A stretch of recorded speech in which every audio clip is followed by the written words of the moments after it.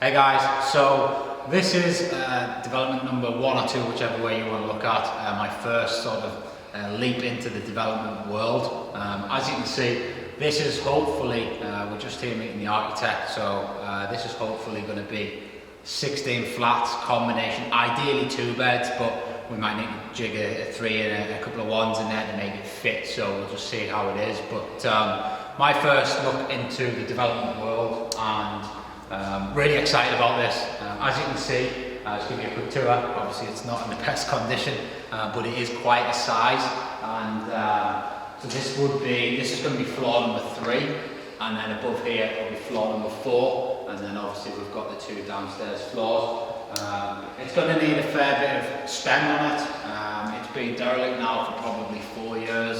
It's been various things in its time, but as you can see, it's pretty damp and no electric. It just needs everything, full steel work. So we'll be stripping it out, and then once we've got the plan getting submitted this week, so I'll keep you updated with that. I'm going to do progress videos on this throughout the whole project, which I'm hoping is going to take 12 to 18 months, and just see it transform from, let's be honest, this absolute shithole into, some beautiful apartments that we're going to run on short-term rental, and provide great homes for traveling contractors, people coming to visit the city. I'll put some pictures in the video as well, which is going to show the views that we've got of the quayside and how close we are to some of the main attractions down in Newcastle here. So really excited about this.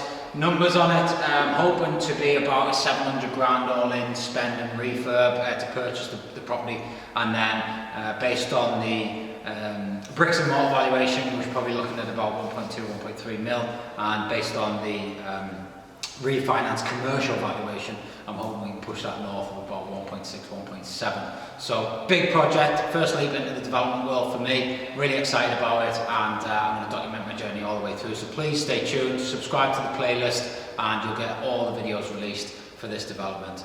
We'll give it a name soon, haven't quite decided what we're going to call it yet, but we'll do it soon. Hey everyone, so this is just to catch up on where we're at with the developments. So as you know, we've kind of engaged with 2 developments at the same time, and I'm going to document the journey for it all. So this is development number 1, which is the smaller one, and effectively, so the process, we've acquired the deal, and then we've had the architect round, and they've then put some drawings together.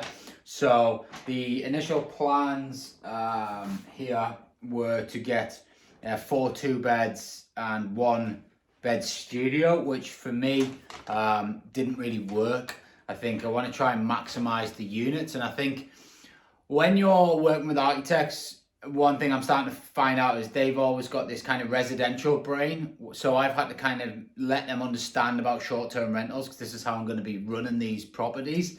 So what I did is I actually took them down to a block that we've already got, and showed them how they're structured, what the sizes of the units are, how the units are laid out, and then from that,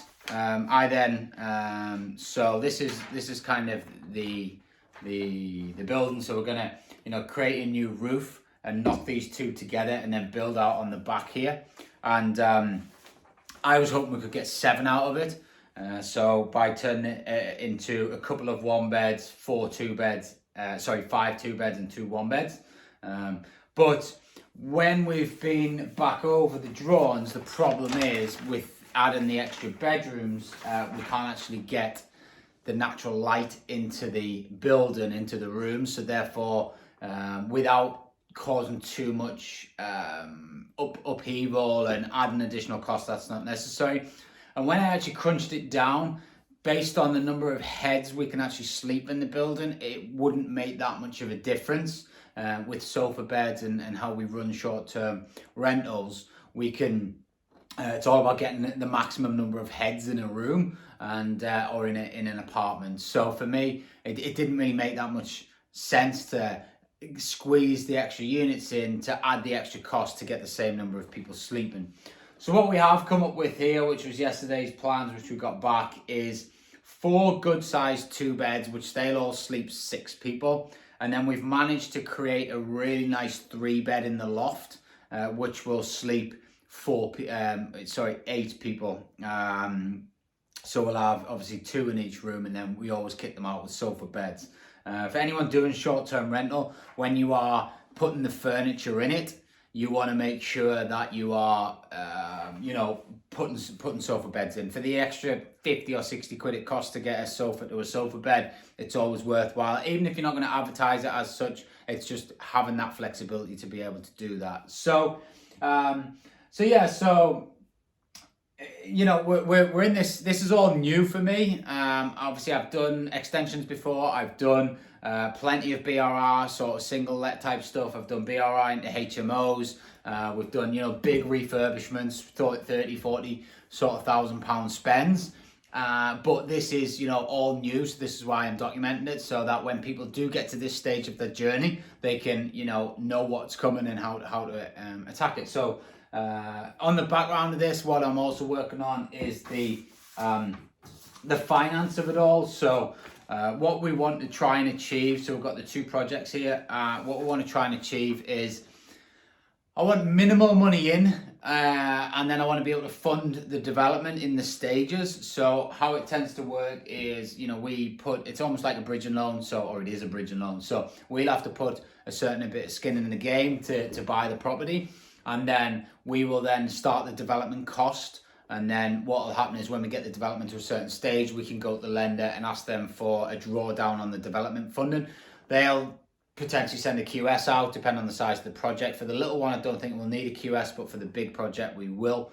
And they will then say, okay, you've enhanced the value of the building by the works that you've done. We'll release that money back to you. So it's also, this development is not just a case of acquiring something and then getting your plans done and away you go. It's also forecasting your cash flow and making sure you're balancing your trades, balancing your cash flow, so that you can fund it and then bring it back out, and fund it and bring it back out.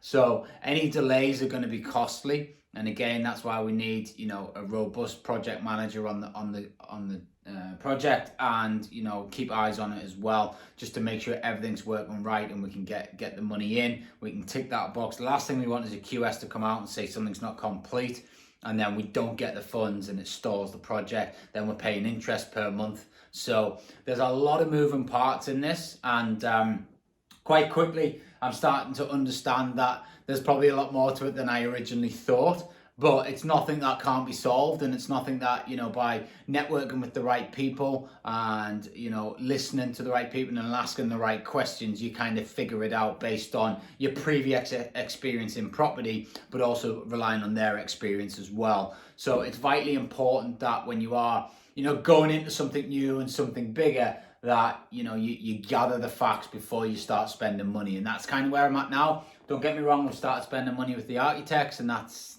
the way it is. We want to get moving on that. We want to get the plan and submit, because that can take some time. The finance side of things, I'm kind of just seeing what the options are, finding out what all the different options are, and then we'll make a decision based on what's the best for me, the best for my money, and the best for the project in terms of speed as well. So obviously I want these done as quickly as possible so we can get them cash flowing. My exit isn't to sell them, it's to retain them and then use them as short-term rentals, and hopefully get a decent amount of cash flow from this each year. And obviously the building will then obviously be massively enhanced as well, so there'll be a fair chunk of equity in there. So that's where we're up to, and as I said, I'm going to keep you all updated as this progresses. This is going to be probably the first one where it'll be about a 20-week project, the little one, and the bigger one's going to be a 12-month project, so possibly even longer than that. So plenty of videos to come. Make sure you subscribe to the playlist on the YouTube channel, because that's where we're going to be plugging all these videos into, and I'll keep you updated. Any questions, please drop them in the comments, and if anybody's got any advice, I am all ears, as I go on this journey. So I hope everyone has an awesome day. Take care.